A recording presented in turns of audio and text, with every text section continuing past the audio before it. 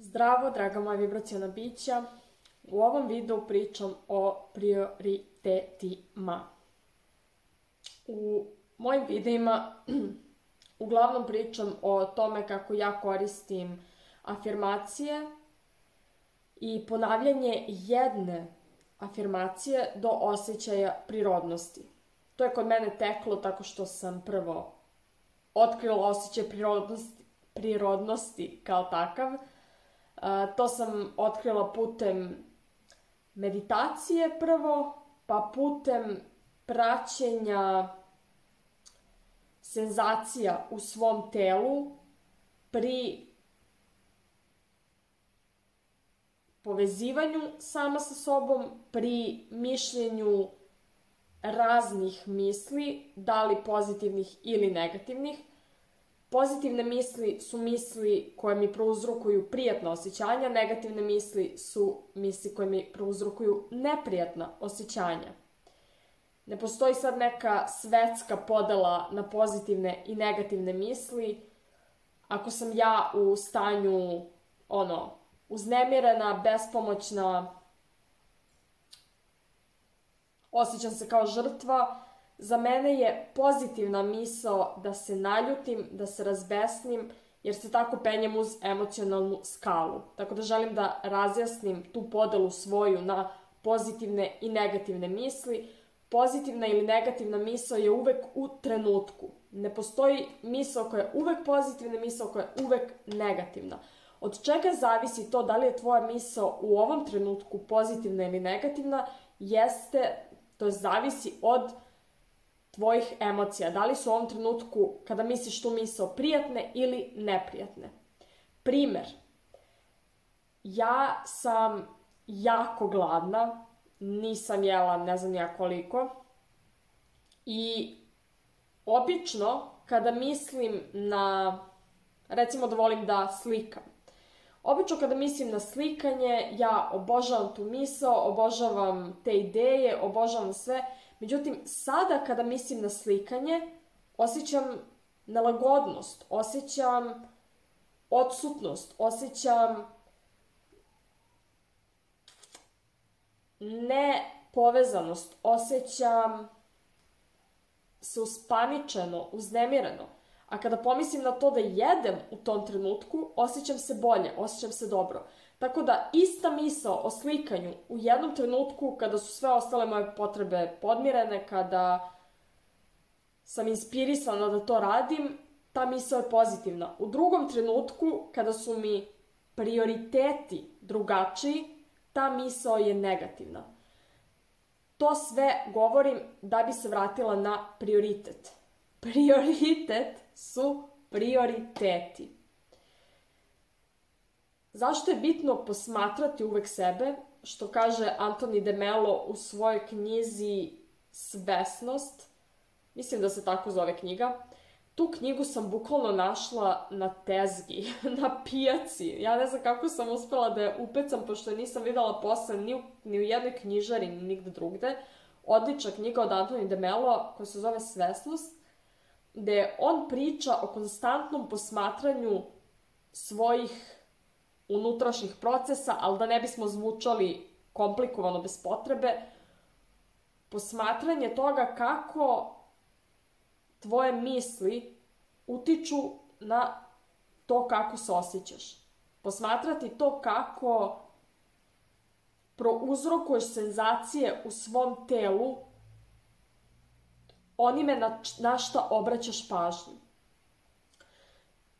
Prioriteti mogu da ti budu jasni samo ako odvojiš vreme i fokus na to da se zapitaš kako ovo na što sada mislim utiče na mene, kako ovo na što sada mislim menja emocije u mom telu, to jest senzacije u mom telu. I sad to zvuči možda kao neki kao neki dugačak proces. Ne, meni se to dešava, meni duže treba da ja ovo vama izgovorim nego što mi treba da to zapravo uradim sa sobom i da, znači to je nešto potpuno ne radim to ni toliko svesno koliko prosto, sad da li je to meni automatizovano zato što sam ja toliko to vežbala, možda, međutim, ja sam prošla kroz ceo taj proces da možda vi ne biste morali, nego da samo saslušate ovaj video i da shvatite da je toliko lako. Da samo osjetiš kako se osjećaš u svom telu, identifikuješ gde je to u tvom telu, energetski, osjetiš ga i odlučiš šta želiš u ovom trenutku da uradiš povodom toga da bi došao do boljeg osjećaja. Ni to nije komplikovano jer ti znaš tačno šta možeš da uradiš. Nemoj da podcenjuješ sebe, nemoj da lažeš sebe, da ne znaš šta treba da uradiš. Možda je ono što treba da uradiš nešto što možeš sam da uradiš bilo kakav proces, bilo kakvu tehniku, da li će to biti Ho'oponopono, meditacija, da li će to biti neka fizička akcija, da li će to biti vizualizacije, afirmacije, šta god. Ili, ako ti je potrebna pomoć, ako ne umeš samostalno ili prosto šta god, kad kažem pomoć, mislim na pomoć nekoga ko nije ti, ok je i da se obratiš nekome za pomoć i da prosto šta god da znaš da treba da uradiš, to je dovoljno. I u svakom trenutku, ako obratiš pažnju na svoje senzacije u telu, dozvoliš sebi da ih osjetiš i dozvoliš sebi da uradiš ono što znaš da je ispravno za tebe da uradiš u tom trenutku, to jest odvojiš vreme za sebe u tom smislu, to je bukvalno tajna srećnog života, tajna, to je recept za mene makar, što meni funkcioniše kao bajka za srećan život. Ne kažem da meni to ide savršeno, zato što dosta puta zaboravim da to uradim. To je prosto radim neke druge stvari koje... Ali setim se, češće nego ikada pre, u svakom trenutku sve češće i češće i bolje, setim se ko sam, koja je moja moć, šta imam moć da uradim. Tako da prioriteti ti se menjaju iz trenutka u trenutak. Tu želim da uključim i svetske struje, to jest struje okolnosti, struje već manifestovanih stvari, struje već postojećih momentuma. Primer, ako ideš ulicom i vidiš da je tamo neka sumnjiva grupa ljudi, verovatno nećeš biti inspirisan da kreneš ka njima, već ćeš biti inspirisan da kreneš drugim putem. Tako da, ne pričam ja ovde sada da razdvajamo Crveno more ili da pretvaram vodu u vino ili bilo šta što meni makar deluje nemoguće, zato što da li se nisam dovoljno time bavila, ne znam, ili da li me to prosto ne interesuje dovoljno.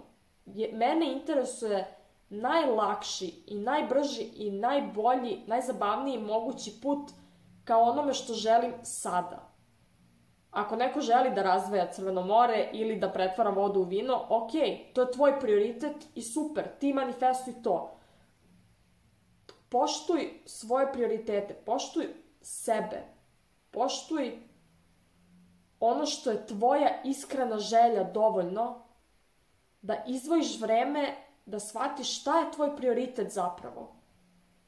Ako je nešto samo čavrljanje u tvom mozgu, ako je nešto haotično, ako je nešto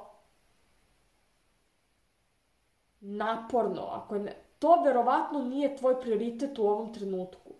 Makar u mom iskustvu. Sve što jeste moj prioritet je u mojoj moći. Sve što jeste moja iskrena želja je veoma u mojoj moći, u mom iskustvu. Sve što je nešto teško i nemoguće i moram da se grčevito borim za to i tako to, shvatim na posledku da me to zapravo ne zanima i da želim da živim srećan, lagodan, uspešan život, pre svega srećan. I da je moja sreća put do svega ostalog. Prosto na tron stavljam svoju sreću, a ne ni jednu drugu manifestaciju. Tako da, ovo je video posvećen prioritetima i tome da shvatiš šta je tvoj prioritet, a šta tvoj prioritet nije. Gomila toga tebe u stvari ne zanima u ovom trenutku. Ne pričam sada o spektru svih tvojih želja ikada i svega što ćeš ostvariti ikada, zato što idemo korak po korak. Ne možeš da manifestuješ ceo svoj život odjednom. Ne možeš da proživiš sve godine svog života odjednom.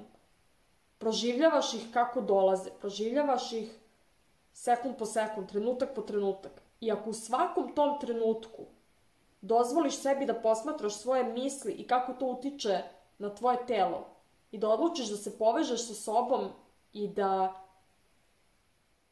iz te pozicije moći, pozicije glavnog nadređenog, pozicije da znaš ko si, onda afirmišeš, vizualizuješ i radiš sve ono što želiš, to je dovoljno. I dovoljno je da to radiš u svakom trenutku. Ne moraš da manifestuješ ceo svoj život sada. Ne moraš da se opteretiš svim tim sada. Ono što imaš sada, znanje koje imaš sada, ti koji jesi sada, tvoj samokoncept sada je dovoljan. Znači samo ako u svakom trenutku dozvoliš sebi da posmatraš sebe u smislu svojih misli i osjećanja i izdvojiš vreme uprkos svemu što se događa oko tebe. To je to za ovaj video. Mislim da je to što sam htjela da kažem. Ako ima bilo kakvih pitanja ili sugestija, mail i Instagram su u opisu ovog videa. Hvala svima što ste gledali i vidimo se u nekom sledećem.